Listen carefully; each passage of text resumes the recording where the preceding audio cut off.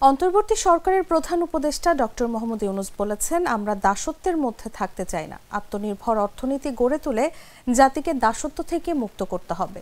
তিনি বলেন, আমাদের কাছে এটি পরিষ্কার হতে হবে যে আমরা আর পরনির্ভর হতে চাই না, আমাদের স্বনির্ভর হতে হবে। এখন যেহেতু পরনির্ভর হয়ে আছি, এর থেকে যত তাড়াতাড়ি সম্ভব বের হয়ে স্বনির্ভর হওয়ার দিকে মনোযোগ দিতে হবে। এর বাইরে আমাদের কোনো বিকল্প নেই। বুধবার রাজধানীর তেজগাঁওয়ে প্রধান উপদেষ্টার কার্যালয়ে বাংলাদেশের এলডিসি থেকে উত্তরণ সংক্রান্ত আলোচনা সভার প্রারম্ভিক বক্তৃতায় তিনি এসব কথা বলেন।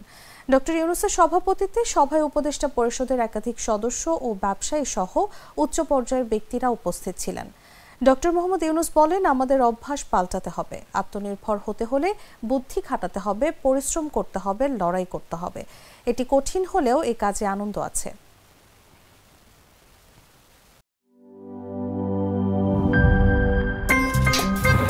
আমার একটা স্মার্ট সিদ্ধান্তে 25% গ্যাসের খরচ কমেছে। ভাবছেন কিভাবে?